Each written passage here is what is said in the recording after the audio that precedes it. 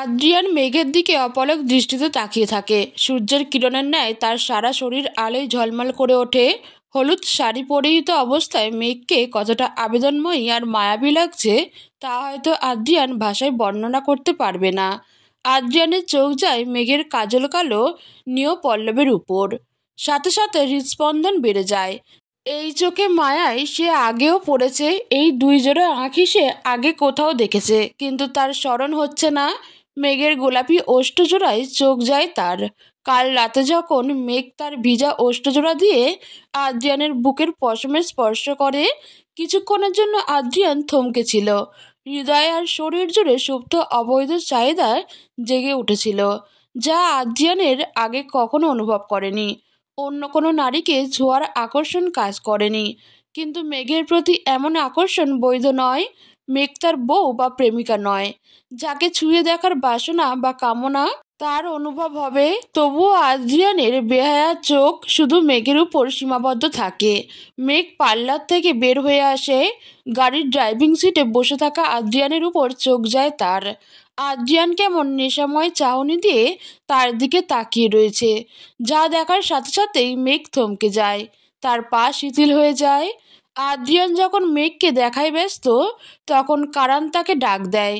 কারণ ফোন স্ক্রিনে শুধু মেঘের উপর ছবি দেখা যাচ্ছে, যা দেখে কারান বিরক্ত হয়ে যায়। কারান বলে, আদ্রিয়ান, আমি গায়ে হলুদের সাজে আবিয়াকে দেখার জন্য ভিডিও কল দিয়েছি, মেঘকে দেখার জন্য না। কারানের কথায় আদ্রিয়ানের ঘোর কাটে। সে দ্রুত তার চোখ সরিয়ে নেয় মেঘের উপর থেকে। এরপর ফোন আবিয়ার দিকে ঘুরিয়ে দেয়। কারান গায়ে হলুদের সাজে আবিয়াকে দেখে থমকে যায়, তার বুকের বাঁ পাশে হাত রাখে। এরপর বলে ওঠে, ওয়াও, আজ আমার বউটাকে ভীষণ সুন্দর লাগছে। আদ্রিয়ান, বল তোর হবু ভাবিকে কেমন লাগছে। কারান কথাটা বলে ফোনের স্ক্রিনে শুধু আবিয়াকে দেখে যায়। তবে আদ্রিয়ান কারানের প্রশ্নটা শুনতে পায়, তবে তার ধ্যান এখনও সম্পূর্ণরূপে মেঘের উপর। আদ্রিয়ান তার ঠোঁট জোড়া দিয়ে অস্পষ্ট স্বরে বলে ওঠে, সত্যি ভীষণ সুন্দর লাগছে। মেঘ আর আদ্রিয়ান একে অপরের দিকে তাকিয়ে থাকে। দুইজনের মধ্যে কারো চোখের পলক পড়ছে না। মেঘকে হঠাৎ করে এমন স্থির হয়ে দাঁড়িয়ে যেতে দেখে আবিয়া বলে, মেঘ, কি হয়েছে তোর? হঠাৎ করে হাঁটা থামিয়ে দাঁড়িয়ে পড়লি কেন? তোর কি শরীর খারাপ লাগছে? আবিয়ার ডাক শুনে মেঘের ঘোর কাটে। সে আদ্রিয়ানের থেকে চোখ সরিয়ে আবার হাঁটা শুরু করে।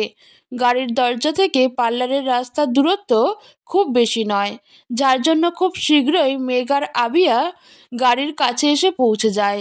আদ্রিয়ান তার ফোনে ভিডিও কলে থাকা কারানকে বলে, আবিয়াকে গায়ে হলুদের সাজে দেখা হয়ে গেছে তোর, এখন ফোন রাখলাম, পরে বাড়িতে ফিরে সারা রাত মনোযোগ দিয়ে আবিয়াকে দেখিস। বউ তো তোর। আদ্রিয়ান আর কারানের কথা বলার সুযোগ দেয় না, ফোন কেটে দেয়। আবিয়া আর মেঘ গাড়ির বাইরে দাঁড়িয়েছিল। আবিয়া গাড়ির গ্লাসে নক করে বলে ওঠে, আদ্রিয়ান ভাইয়া, কারোর সাথে কথা বলছিলেন আপনি? বাসায় থেকে কেউ ফোন করেছে? আদ্রিয়ান জানালার কাজ নিচে নামায়। এরপর বলে, আমার হাসপাতাল থেকে একজন জুনিয়র ডক্টর ফোন করেছিল, তার সাথে কিছু জরুরি কথা ছিল। আবিয়া আর মেঘ কথা বাড়ায় না, তারা গাড়িতে উঠে বসে। আদ্রিয়ান আবার ড্রাইভিং সিটে বসে। গাড়ি স্টার্ট দেয়। গাড়ি চলছে আপন গতিতে। সকলে এখন চুপচাপ। হঠাৎ নীরবতা ভেঙে আদ্রিয়ান বলে ওঠে, আবিয়া, গাড়িতে বসে থাকতে কি তোমার বোর লাগছে? গান শুনবে? আবিয়া হ্যাঁ সূচক সম্মতি দিয়ে বলে, গান কিন্তু শোনা যায়। মেঘ, তুই গান শুনবি? শুনবো। মেঘের সম্মতি পেয়ে আদ্রিয়ান গাড়িতে থাকা রেডিওর মধ্যে চাপ দেয়। সঙ্গে সঙ্গে বাংলা রোমান্টিক গান বেজে ওঠে। রাত 6টা। আবিয়া বর্তমানে তার রুমে একা অবস্থান করছে। তার আশেপাশে কেউ নাই, সকলে রেডি হতে গিয়েছে গায়ে হলুদের অনুষ্ঠানের জন্য। আবিয়া যখন তার রুমে একা বসেছিল, তখন হঠাৎ করে তার রুমের দরজায় কেউ নক করে।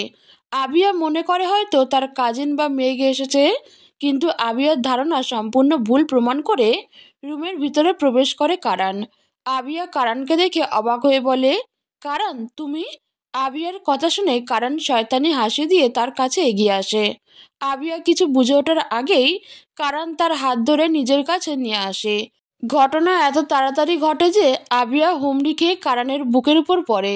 কারান মৃদু হাসি দেয়, শক্ত করে জড়িয়ে ধরে আবিয়াকে। আবিয়া আজ প্রথম কারানকে জড়িয়ে ধরেছে। তার জীবনে কারানই প্রথম পুরুষ যাকে সে মন থেকে ভালোবাসে। তার মাঝেই তার সমস্ত সুখ নিহিত রয়েছে। কিছুক্ষণ অতিবাহিত হয়ে যায়, আবিয়া আর কারান একে অপরকে জড়িয়ে ধরে থাকে। হঠাৎ করে আবিয়া তার গায়ে হলুদের কথা মনে পড়ে যায়। আবিয়া কারানের হাতের বাঁধন থেকে মুক্তি লাভের জন্য ছটফট করতে থাকে। কারানও তাকে ছেড়ে দেয়। আবিয়া কোমরে হাত রেখে রাগী কণ্ঠে বলে ওঠে, কারান, তুমি এই রুমে এখন কি করছো? বাড়ির অন্য সদস্যরা যদি এখন তোমাকে আমার রুমে দেখে নেয় তখন কি হবে? আর আমার কাজিনরা কত দুষ্টু তুমি তো জানো কারান। আবিয়ার কথা সম্পূর্ণ অগ্রাহ্য করে কারান সাধারণভাবে বলে ওঠে, গায়ে হলুদের সাজে তোমাকে দেখতে এসেছি আবিয়া। আর একটু পর নিচে আমাদের দেখা হবে কারান। হুম, তা সকলের ভিড়ে, কিন্তু আমি তোমাকে একান্তে আলাদা করে দেখতে চাই। একটু ভালোবাসার মুহূর্ত কাটাতে চাই তোমার সাথে। আবিয়া কারানকে আরো কিছু বলতে যাবে তার আগেই কারান ওকে কোমর ধরে নিজের সাথে জড়িয়ে নেয়। আবিয়া চুপ হয়ে যায়, কারণ আবিয়াকে পাশে থাকা এক দেয়ালের সাথে শক্ত করে চেপে ধরে। আবিয়ার কপালে থাকা ছোট ছোট চুল তার কানের পিছনে গুজে দেয়। এরপর তার পকেট থেকে হলুদের বাটি বের করে। আবিয়া চোখ বড় বড় করে কারানের কাণ্ড দেখে যাচ্ছে। আবিয়া অবাক হয়ে বলে, কারান, গায়ে হলুদের বাটি কেন নিয়ে এসেছো তুমি? কারণ তোমার গায়ে সর্বপ্রথম আমি হলুদ লাগাতে চাই। কিন্তু কারান, আবিয়ার কথা শেষ হওয়ার আগেই কারান তার হাতে থাকা হলুদের বাটি থেকে হলুদ নিয়ে আলতো হাতে আবিয়ার দুই গালে ছুঁয়ে দেয়। আবিয়া প্রথমে কারানকে নিষেধ করতে চায়, কিন্তু কারানের হাতের ছোঁয়া পেয়ে আবিয়া চুপ হয়ে যায়। কারান প্রথমে আবিয়ার গালে হলুদ ছোঁয়ায়, এরপর তার মুখ আবিয়ার কাছে নিয়ে যায়। তার গাল দিয়ে আবিয়ার গাল স্পর্শ করে, যার ফলে কারানের গালেও হলুদ লেগে যায়। আবিয়া চোখ বন্ধ করে কারানের ছোঁয়া অনুভব করে। তার শরীর জুড়ে শিহরণ বয়ে যায়। কারান এরপর আবিয়ার কপালে ছোট্ট করে চুমু খায়। আবিয়া এখনো শান্ত। কারান এই সুযোগে তার আঙুল নিয়ে রাখে আবিয়ার ওষ্ঠের উপর। আবিয়ার কম্পিত ওষ্ঠজোড়ায় আঙুল দিয়ে স্লাইড করে কারান। আবিয়া কিছুটা কেঁপে ওঠে। তারা দুইজন এখন ঘোরের মধ্যে রয়েছে। কারানের মধ্যে এখন অন্যরকম অনুভূতি কাজ করছে। সে আর নিজেকে নিয়ন্ত্রণ করতে পারে না। অবশ্য কারান চেষ্টাও করে না। সে আবিয়ার ঠোঁটের দিকে অগ্রসর হয়। আবিয়া চোখ মুখ খিচে বন্ধ করে ফেলে। কারান যখন আবিয়ার গালে হাত দিয়ে তার ঠোঁট ছুঁয়ে দিবে তখনই হঠাৎ করে দরজায় কেউ নক করে। আবিয়ার রুমের দরজা বাইরে দাঁড়িয়ে রয়েছে মেঘ, কিন্তু দরজা বন্ধ। মেঘ দরজায় নক করে আর বলে, আবিয়া, দরজা বন্ধ করে বসে আছিস কেন? দরজা খোল, গায়ে হলুদের অনুষ্ঠান শুরু হয়ে যাবে তো। আবিয়া। মেঘের কণ্ঠ শুনে আবিয়া আর কারানের হুঁশ ফিরে আসে। কারান থেমে যায়। আবিয়াও চোখ খুলে ফেলে। মেঘের ডাক শুনে কারান বিরক্ত হয়। আবিয়া কারানকে ধাক্কা দিয়ে তার থেকে দূরে সরিয়ে দেয়। এরপর কারানের দিকে রাগী চোখে তাকায়। আবিয়া গিয়ে দরজা খুলে দেয়। মেঘ ভিতরে প্রবেশ করে, তবে রুমের ভিতরে কারানকে দেখে প্রথমে অবাক হয়ে যায়। এরপর যখন আবিয়া আর কারানের দিকে সে খেয়াল করে দেখে তখন সব বুঝে যায়। আবিয়ার ভীষণ লজ্জা লাগছে এখন, কিন্তু কারান নির্লজ্জের মতো বলে ওঠে, মেঘ, তুমি যদি এখন দরজায় নক না করতে বা আর একটু দেরি করে আসতে তাহলে। কারানের কথা বলা শেষ করার আগেই আবিয়া রাগী কণ্ঠে বলে ওঠে, কারান, তুমি কি এখন রুম থেকে বাইরে যাবে, না আমার হাতে খুন হবে? আবিয়ার রাগী কণ্ঠ শুনে কারান চুপ হয়ে যায়। মেঘ তাদের কাণ্ড দেখে মিটমিট করে হাসছে।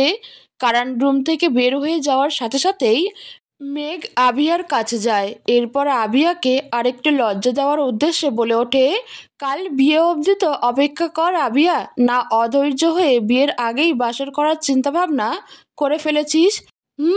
সত্যি করে বলে, কি করছিলি এতক্ষণ তুই আর?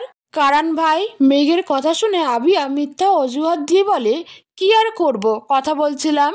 রুমের দরজা বন্ধ করে কথা বলছিলি? কেন, রুমের দরজা বন্ধ করে কি কথা বলা যায় না?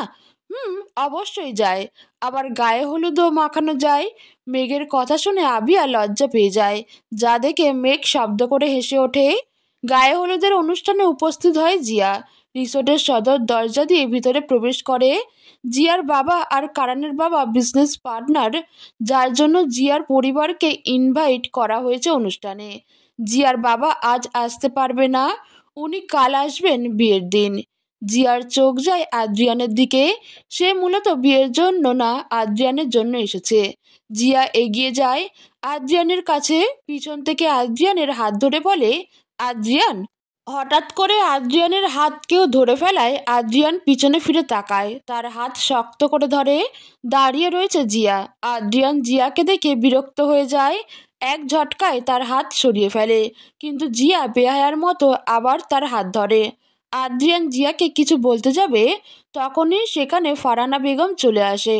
ফারহানা বেগম বলে, জিয়া তুমি এসেছো, কিন্তু তুমি একা কেন? তোমার আব্বু আম্মু কোথায়? ওনারা আসেননি?